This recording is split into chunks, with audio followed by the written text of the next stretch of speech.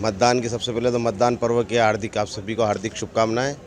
मतदान हमारा अधिकार है और मतदान से एक स्वतंत्र और निष्पक्ष सरकार चुनने का एक जनता को अहम मौका दिया है। इस मौके को न गंवाएं और अपना मत प्रतिशत बढ़ाकर मतदान में सहभागी बने। यही मेरी मनोकामना है, शुभकामना। जरूरी है, नल, पानी, बिजली सभी चीज़ की व्यवस्था होनी चाहिए, इसलिए मतदान जरूरी है। बिल्कुल जरूरी, हमारा अधिकार है, ये वोट देना हमारा अधिकार है, इसलिए हम यहाँ पे आए हैं। मतदान करना बहुत ज़रूरी है देश की तस्वीर चुनने के लिए। देश का एक हितग्राही, जब सब लोग देश का कुछ अच्छा भला हो सके उसके लिए कोई अच्छा अपना अधिकारी होना चाहिए जो हमको आगे लीड कर सके।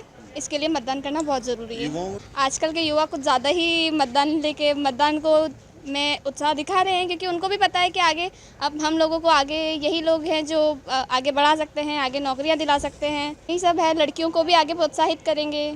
महिला सशक्तिकरण के लिए भी बहुत ज़रूरी है मतदान।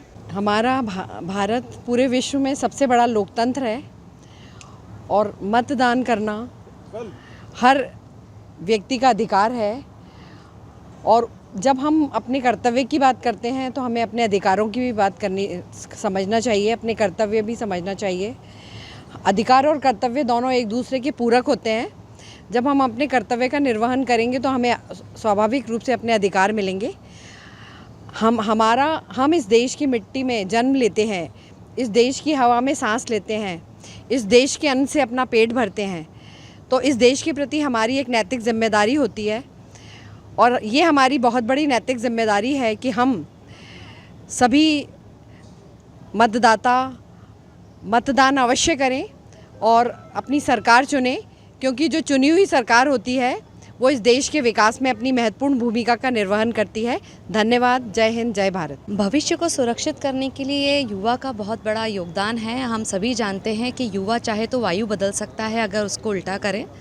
तो हमारी ज़िम्मेदारी के तहत मैंने भी मेरी ज़िम्मेदारी निभाई है और वोट किया है, और हमेशा मेरा कर्तव्य मैं पूर्ण रूप से निभाती हूँ। इसी कारण मेरा अपना इंदौर का कार्यक्रम स्थगित करते हुए मैंने आज वोट को प्रायोरिटी दी है, और यहाँ से निकलूँगी अपने मायके 13 तारीख को। आज हमने इसीलिए वोट के लिए रुका हुआ था। तो ज़िम्मेदारी निभाएंगे तभी हमें अधिकार मिलेंगे, ये बिल्कुल सही बात है। और बस जिम्मेदारी का निर्वहन करते जाएंगे तो अपने अपने अधिकारों को हम पाते जाएंगे। जय हिंद, जय भारत। मैं यहीं नीमच में ही पला बड़ा हूँ और अभी मेरा कॉलेज IIT गुवाहाटी में था। तो मैं 18 साल का हुआ ही था जब पिछला चुनाव हुआ था, तब मैं 18 का नहीं था।